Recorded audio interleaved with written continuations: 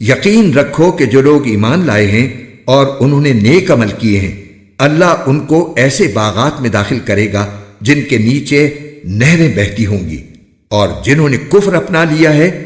وہ یہاں تو مزے اڑا رہے ہیں اور اس طرح کھا رہے ہیں جیسے چوپائے کھاتے ہیں، اور جہنم ان کا آخری ٹھکانہ ہے۔ اور کتنی بستیاں ہیں جو طاقت میں تمہاری اس بستی سے زیادہ مضبوط تھیں جس نے اے پیغمبر تمہیں نکالا ہے، ان سب کو ہم نے ہلاک کر دیا اور ان کا کوئی مددگار نہ ہوا۔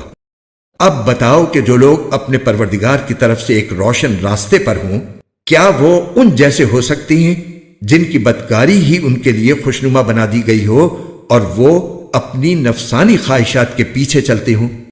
متقی لوگوں سے جس جنت کا وعدہ کیا گیا ہے اس کا حال یہ ہے کہ اس میں ایسے پانی کی نہریں ہیں جو خراب ہونے والا نہیں، ایسے دودھ کی نہریں ہیں جس کا ذائقہ نہیں بدلے گا، ایسی شراب کی نہریں ہیں جو پینے والوں کے لیے سراپا لذت ہوگی، اور ایسے شہد کی نہریں ہیں جو نتھرا ہوا ہوگا، اور ان جنتیوں کے لیے ہر قسم کے پھل ہوں گے اور ان کے پروردگار کی طرف سے مغفرت۔ کیا یہ لوگ ان جیسے ہو سکتے ہیں جو ہمیشہ دوزخ میں رہیں گے اور انہیں گرم پانی پلایا جائے گا چنانچہ وہ ان کی آنتوں کو ٹکڑے ٹکڑے کر دے گا؟ اور اے پیغمبر، ان میں سے کچھ لوگ وہ ہیں جو تمہاری باتیں کانوں سے تو سنتے ہیں، لیکن جب تمہارے پاس سے نکل کر جاتے ہیں تو جنہیں علم عطا ہوا ہے ان سے پوچھتے ہیں کہ ابھی ابھی آپ صلی اللہ علیہ وسلم نے کیا کہا تھا؟